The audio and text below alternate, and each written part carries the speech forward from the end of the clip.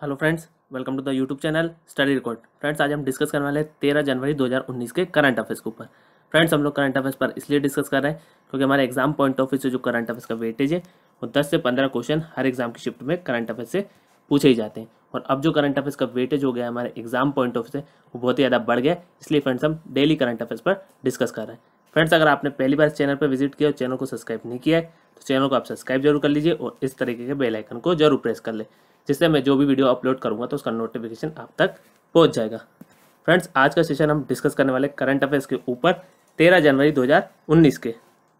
Last video में हमने quiz के क्वेश्चन को देखा था, उसका आंसर हमारा डिस्कस करता था। तो क्विज का क्वेश्चन था, हाल ही में प्रधानमंत्री नरेंद्र मोदी ने कहाँ गंगा जल परियोजना का उद्घाटन किया?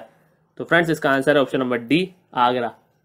आगरा इसका राइट आंसर हो जाएगा। ऑप्शन नंबर डी इसका राइट आंसर हो जाएगा। प्रधानमंत्री नरेंद्र मोदी ने आगरा में गंगा जल परियोजना का उद्घाटन किया और यह कार्यक्रम बेहतर पेयजल की आपूर्ति प्रदान करेगा, जिससे निवासियों के साथ साथ पर्यटकों को भी लाभ होगा। और गंगा जल परियोजना का लक्ष्य गंगा के 140 क्यूसेक जल को आगरा में लाना है। 140 क्यूसेक, ये आपको याद रखना है, जल को आगरा में लाना है। गंगा जल परियोजना का लक्ष्य गंगा के 140 क्यूसेक जल को आगरा में लाना है। और उन्होंने आगरा में 2,980 करोड़ रुपए 2,980 करोड़ रुपए की नागरिक परियोजनाओं की भी शुरुआत की है। तो ये भी आपको याद रखना है। अब फ्रेंड्स, इसका आंसर आगरा है, तो आगरा है यूपी में। तो यूपी से रिलेटेड जो रिसेंटली करंट अफेयर्स रहे वो हम एक बार देख लेते हैं। भारतीय वायुसेना और जापानी एयर सेल्फ डिफेंस फोर्स ने आगरा में अपना वायु अभ्यास शिन्यू मैत्री 2018 शुरू किया। नेक्स्ट है, शिपिंग मंत्रालय ने वाराणसी में एक मालवाड़ा गांव को मंजूरी दी। नेक्स्ट है, उत्तर प्रदेश मंत्रिमंडल ने बुंदेलखंड और पूर्वांचल के लिए विकास बोर्ड गठित करने के लिए अपनी मंजूरी दी। नेक्स्ट है, राजनाथ सिंह ने लखनऊ में 161 करोड़ रुपए की 576 परियोजनाओं की आधारशिला रखी। नेक्स्ट है, केंद्रीय गृह मंत्रालय ने इलाहाबाद का नाम बदलकर प्रयागराज करने के उत्तर प्रदेश सरकार के प्रस्ताव को मंजूरी दे दी है। नेक्स्ट है, मेगा अंतर्राष्ट्रीय खाद्य एवं पेय कार्यक्रम इंडस फूड 2019 उत्तर प्रदेश में आयोजित किया जाएगा। नेक्स्ट है, प्रधानमंत्री नरेंद्र मोदी ने आगरा में गंगा जल परियोजना का उद्घाटन किया। नेक्स्ट है, आगरा में भारतीय पेंट सम्मेलन का उद्घाटन किया गया। नेक्स्ट है, प्रधानमंत्री नरेंद्र मोदी ने वाराणसी में 15वें प्रवासी भारतीय दिवस का उद्घाटन किया। तो ये भी आपको याद रखना है। अब फ्रेंड्स, हम उत्तर प्रदेश के इंपॉर्टेंट पॉइंट देख लेते हैं। उत्तर प्रदेश की जो कैपिटल है वो है लखनऊ। उत्तर प्रदेश के जो सीएम है वो है योगी आदित्यनाथ और उत्तर प्रदेश के जो गवर्नर है वो है राम नाईक। तो इतने पॉइंट आपको उत्तर प्रदेश से याद रखने। चलिए फ्रेंड्स, स्टार्ट करते हैं हमारा आज का सेशन। फर्स्ट पॉइंट है, हाल ही में किस राज्य ने अमा घरे एलईडी योजना शुरू की? तो फ्रेंड्स, इसका आंसर है option number C, Orissa. Orissa इसका राइट आंसर हो जाएगा। ऑप्शन नंबर सी इसका राइट आंसर हो जाएगा। उड़ीसा सरकार ने अमा घरे एलईडी योजना शुरू की और इस योजना के तहत राज्य में लगभग 95 लाख परिवारों को 4 एलईडी बल्ब प्रत्येक निःशुल्क मिलेंगे। कितने परिवारों को? 95 लाख परिवारों को 4 एलईडी बल्ब प्रत्येक निःशुल्क मिलेंगे। और राष्ट्रीय खाद्य सुरक्षा अधिनियम और राज्य खाद्य सुरक्षा योजना के तहत पंजीकृत लाभार्थियों को एलईडी बल्ब वितरित किए जाएंगे। तो ये आपको याद रखना है। अब फ्रेंड्स, इसका आंसर उड़ीसा है। तो उड़ीसा से रिलेटेड जो रिसेंटली करंट अफेयर्स रहा है वो एक बार देख लेते हैं। उड़ीसा में सौर जल निधि योजना शुरू की गई। नेक्स्ट है, उड़ीसा के मुख्यमंत्री नवीन पटनायक ने प्रारंभिक चेतावनी प्रसार प्रणाली और जन संदेश प्रणाली शुरू की। नेक्स्ट है, उड़ीसा में बौद्ध स्थल संग्रहालय का उद्घाटन किया गया। नेक्स्ट है, उड़ीसा के मुख्यमंत्री ने people's empowerment enabling transparency and accountability कार्यक्रम शुरू किया। नेक्स्ट है, भारतीय तट रक्षक ने उड़ीसा में गहिरमाथा समुद्री अभ्यारण्य में ऑपरेशन ओलिवा शुरू किया। नेक्स्ट है, प्रधानमंत्री नरेंद्र मोदी ने उड़ीसा में 15,000 करोड़ रुपए की परियोजनाओं का उद्घाटन किया। नेक्स्ट है, 26वीं राष्ट्रीय बाल विज्ञान कांग्रेस का उद्घाटन उड़ीसा में किया गया। नेक्स्ट है, उड़ीसा में 42वीं भारतीय सामाजिक विज्ञान कांग्रेस का उद्घाटन किया गया। नेक्स्ट है, उड़ीसा के मुख्यमंत्री ने राज्य में महिला स्वयं सहायता समूहों के लिए 3 लाख रुपए तक के ब्याज मुक्त ऋण की घोषणा की। नेक्स्ट है, उड़ीसा 2 दिवसीय अंतर्राष्ट्रीय बांध सुरक्षा सम्मेलन की मेजबानी करेगा। नेक्स्ट है, पेट्रोलियम और प्राकृतिक गैस मंत्री धर्मेंद्र प्रधान ने उड़ीसा में उज्ज्वला सैनिटरी नैपकिन पहल की शुरुआत की। नेक्स्ट है 80वीं राष्ट्रीय टेबल टेनिस चैंपियनशिप उड़ीसा में शुरू हुई। नेक्स्ट है प्रधानमंत्री नरेंद्र मोदी ने उड़ीसा में, कहाँ पर, उड़ीसा में 4,500 करोड़ रुपए से अधिक की परियोजनाओं की शुरुआत की। अब फ्रेंड्स हम उड़ीसा के इंपॉर्टेंट पॉइंट देख लेते हैं। उड़ीसा की जो कैपिटल है वो है भुवनेश्वर, उड़ीसा के जो सीएम है वो है नवीन पटनायक और उड़ीसा के जो गवर्नर है वो है गणेशी लाल। तो इतने पॉइंट आपको उड़ीसा से याद रखना है। और कोणार्क सन टेम्पल कहाँ स्थित है, तो वो भी उड़ीसा में स्थित है। चलिए फ्रेंड्स हम देख लेते हैं हमारा नेक्स्ट पॉइंट। नेक्स्ट पॉइंट है हाल ही में 3 दिवसीय बंगाल फिश फेस्ट 2019 का उद्घाटन किस शहर में किया गया। तो फ्रेंड्स इसका आंसर है option number C, Kolkata. Kolkata इसका राइट आंसर हो जाएगा। ऑप्शन नंबर सी इसका राइट आंसर हो जाएगा। 3 दिवसीय बंगाल फिश फेस्ट 2019 का उद्घाटन कोलकाता में किया गया और इस उत्सव का आयोजन पश्चिम बंगाल के मत्स्य विभाग द्वारा किया जाता है। मत्स्य विभाग, तो ये भी आपको याद रखना है। इस उत्सव का आयोजन पश्चिम बंगाल के मत्स्य विभाग द्वारा किया जाता है और इस उत्सव का उद्देश्य मत्स्य पालन के क्षेत्र में राज्य सरकार की उपलब्धि से जनता को अवगत कराना है और यह उत्सव उन नीतियों को प्रदर्शित करने के लिए एक मंच प्रदान करता है जिन्होंने मछली उत्पादन में सुधार में मदद की। तो ये आपको याद रखना है। अब फ्रेंड्स इसका आंसर कोलकाता है। तो कोलकाता कहाँ पर है, वेस्ट बंगाल में। तो वेस्ट बंगाल के हम इंपॉर्टेंट पॉइंट देख लेते हैं। 10वां एपीजे साहित्य समारोह कोलकाता में आयोजित किया जाएगा। नेक्स्ट है भारत और जापान ने पश्चिम बंगाल में तुर्ग पंप स्टोरेज के निर्माण के लिए एक ऋण समझौते पर हस्ताक्षर किए। नेक्स्ट है पश्चिम बंगाल ने किसानों के लिए कृषि कृषक बंधु योजना के तहत 2 कल्याणकारी पहल की घोषणा की है। नेक्स्ट है जापान अंतर्राष्ट्रीय सहयोग एजेंसी पश्चिम बंगाल में 1000 मेगावाट के टर्गा पंप स्टोरेज प्रोजेक्ट को 5000 करोड़ रुपए का ऋण प्रदान करेगी। नेक्स्ट है असीम कुमार राय को पश्चिम बंगाल का लोकायुक्त नियुक्त किया गया है। नेक्स्ट है पश्चिम बंगाल में भूमि सुधार विधेयक पारित किया गया। नेक्स्ट है कोप इंडिया 2019 पश्चिम बंगाल में आयोजित किया जाएगा। तो ये आपको याद रखना है। अब फ्रेंड्स हम पश्चिम बंगाल के इंपॉर्टेंट पॉइंट देख लेते हैं। पश्चिम बंगाल की जो कैपिटल है वो है कोलकाता। पश्चिम बंगाल की जो सीएम है वो है ममता बनर्जी और पश्चिम बंगाल के जो गवर्नर है केसरी नाथ त्रिपाठी। तो इतने पॉइंट आपको पश्चिम बंगाल से याद रखना है। चलिए फ्रेंड्स हम देख लेते हैं हमारा नेक्स्ट पॉइंट। नेक्स्ट पॉइंट है हाल ही में व्यापार विकास और संवर्धन परिषद की 4थी बैठक कहाँ हुई। तो फ्रेंड्स इसका आंसर है ऑप्शन नंबर डी, नई दिल्ली। नई दिल्ली इसका राइट आंसर हो जाएगा। ऑप्शन नंबर डी इसका राइट आंसर हो जाएगा। व्यापार विकास और संवर्धन परिषद की 4थी बैठक नई दिल्ली में आयोजित की गई और इसकी अध्यक्षता केंद्रीय वाणिज्य और उद्योग और नागरिक उड्डयन मंत्री सुरेश प्रभु ने की। तो ये आप नोट कर लीजिए, इसकी अध्यक्षता सुरेश प्रभु ने की और भारत के निर्यात को बढ़ाने के लिए राज्यों, संघ, राज्य क्षेत्रों को सक्रिय भागीदार बनाने हेतु एक रूपरेखा के निर्माण के लिए व्यापार विकास और संवर्धन परिषद का गठन किया गया था। तो ये भी आपको याद रखना है। ठीक है फ्रेंड्स, व्यापार विकास और संवर्धन परिषद की 4थी बैठक नई दिल्ली में आयोजित की गई और इसकी अध्यक्षता केंद्रीय वाणिज्य और उद्योग नागरिक उड्डयन मंत्री सुरेश प्रभु ने की। अब फ्रेंड्स इसका आंसर नई दिल्ली है। तो नई दिल्ली से रिलेटेड जो रिसेंटली करंट अफेयर है हम देख लेते हैं। दिल्ली सरकार ने ऑपरेशन मिनिमम वेज शुरू की। नेक्स्ट है खेल मंत्री कर्नल राज्यवर्धन राठौर ने दिल्ली में सोल्जराथन मैराथन को ध्वजांकित किया। नेक्स्ट है नई दिल्ली में दांडी यात्रा नामक एक प्रदर्शनी का आयोजन किया गया।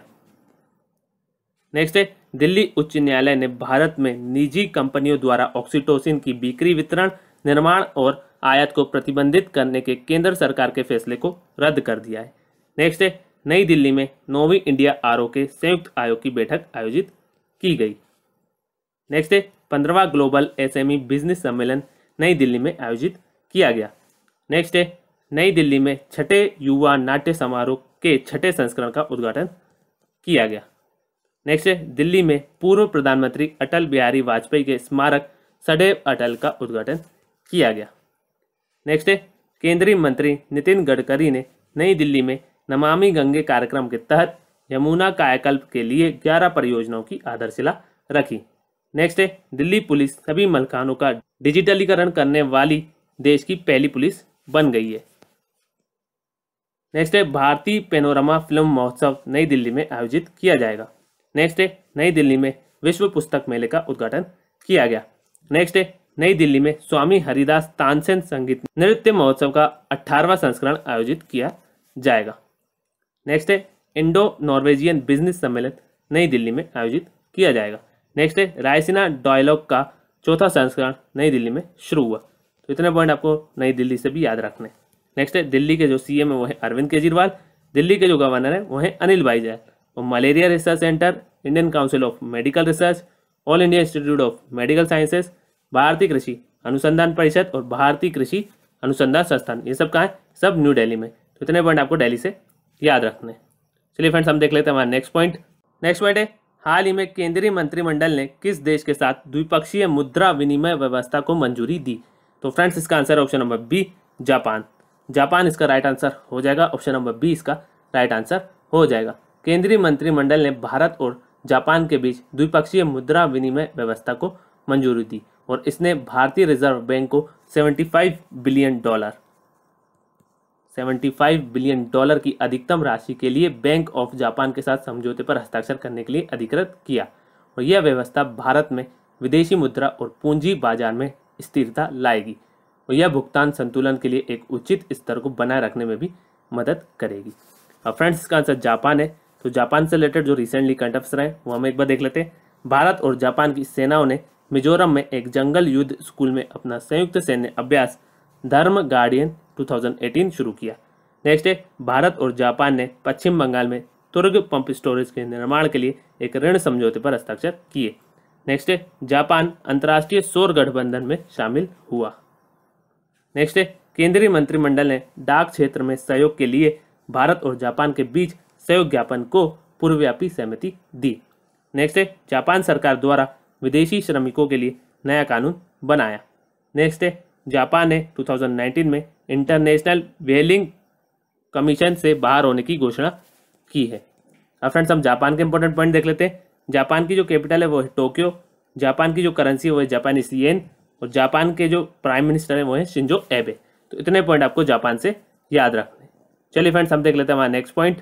नेक्स्ट पॉइंट है हाल ही में केंद्रीय मंत्रिमंडल ने tax inspector without borders programme के तहत भारत और किस देश के बीच संदर्भ की शर्तों पर हस्ताक्षर करने को मंजूरी दे दी? तो फ्रेंड्स इसका आंसर है option number D, Swaziland. Swaziland इसका राइट आंसर हो जाएगा। ऑप्शन नंबर डी इसका राइट आंसर हो जाएगा। केंद्रीय मंत्रिमंडल ने भारत और स्वाजीलैंड या इस्वातिनी, तो ये भी आपको याद रखना है, इस्वातिनी, ठीक है, स्वाजीलैंड या इस्वातिनी के बीच संदर्भ की शर्तों को मंजूरी दी। और संदर्भ की शर्तों एक नामित भारतीय विशेषज्ञ को नियंत्रित करेगा जो tax inspector without borders programme के तहत स्वाजीलैंड को कर सहायता प्रदान करेगा। और tax inspector without borders programme UNDP और ओईसीडी का एक संयुक्त कार्यक्रम है और tax inspector without borders programme का लक्ष्य विकासशील देशों के कर प्रशासन को मजबूत करना है। तो ये आपको याद रखना है, ठीक है फ्रेंड्स।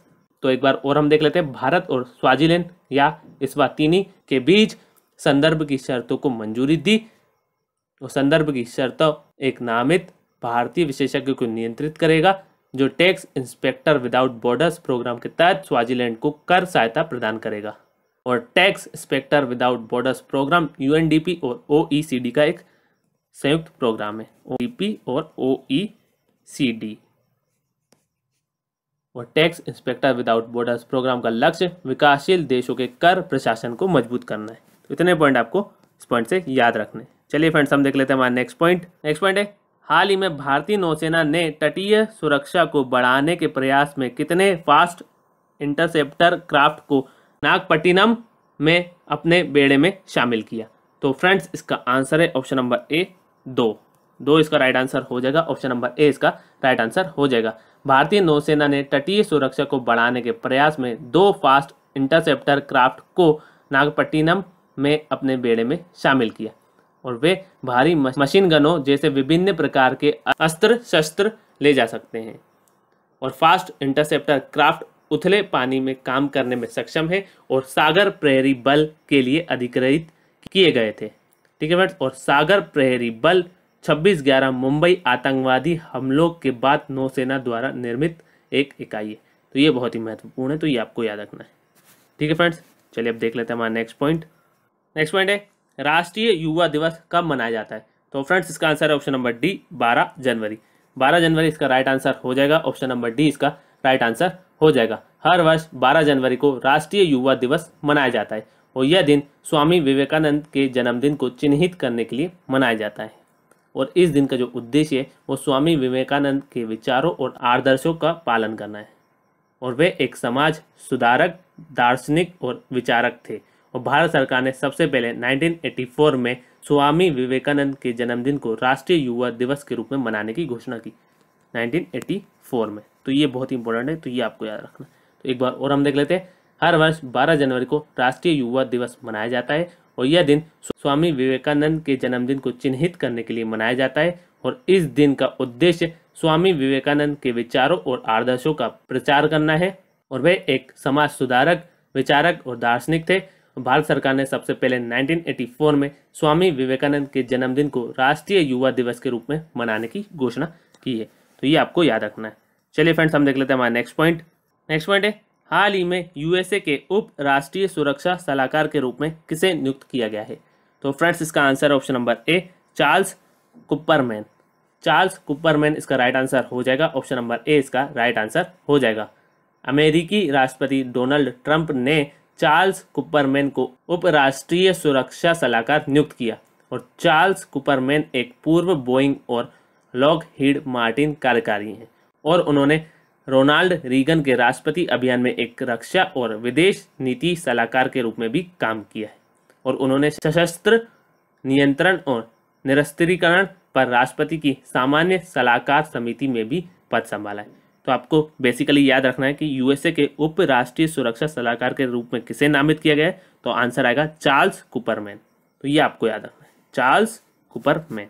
ठीक है फ्रेंड्स, चलिए अब देख लेते हैं हमारा नेक्स्ट पॉइंट है, हाल ही में राष्ट्रीय मानवाधिकार आयोग के महासचिव के रूप में किसे नियुक्त किया गया है? तो फ्रेंड्स, इसका आंसर है option number B, Jaideep Govind. Jaideep Govind इसका राइट आंसर हो जाएगा। ऑप्शन नंबर बी इसका राइट आंसर हो जाएगा। भारत सरकार ने जयदीप गोविंद को राष्ट्रीय मानवाधिकार आयोग का महासचिव नियुक्त किया और वह मध्य प्रदेश केडर के 1984 बैच के आईएएस अधिकारी हैं।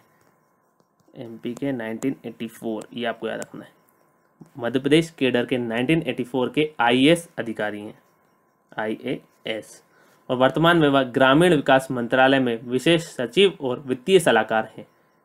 ठीक है फ्रेंड्स, तो ये आपको याद रखना है। भारत सरकार ने जयदीप गोविंद को राष्ट्रीय मानवाधिकार आयोग का महासचिव नियुक्त किया। वह मध्य प्रदेश केडर के 1984 बैच के आईएएस अधिकारी हैं और वर्तमान में वह ग्रामीण विकास मंत्रालय में विशेष सचिव और वित्तीय सलाहकार हैं। इतने पॉइंट आपको इस पॉइंट से याद रखने।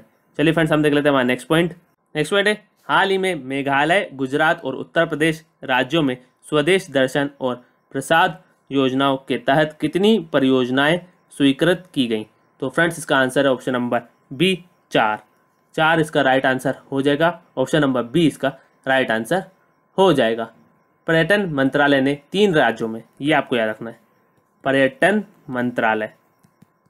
मंत्रालय ने 3 राज्यों में स्वदेश दर्शन और प्रसाद योजनाओं के तहत 190.46 करोड़ की 4 नई परियोजनाओं की मंजूरी दी। कितनी परियोजनाओं की? 4 नई परियोजनाओं की। ठीक है फ्रेंड्स, और स्वदेश दर्शन और प्रसाद योजनाएं देश में पर्यटन के बुनियादी ढांचे के विकास के लिए शुरू की गई हैं। और इस परियोजना में गोरखपुर में गोरखनाथ मंदिर का विकास शामिल है। तो ये आपको याद रखना है। तो एक बार और हम देख लेते हैं। पर्यटन मंत्रालय ने 3 राज्यों में स्वदेश दर्शन और प्रसाद योजनाओं के तहत 190.46 करोड़ की 4 नई परियोजनाओं की मंजूरी दी है। और ये 3 राज्य मेघालय, गुजरात और उत्तर प्रदेश हैं। और स्वदेश दर्शन और प्रसाद योजनाएं देश में पर्यटन के बुनियादी ढांचे के विकास के लिए शुरू की गई हैं।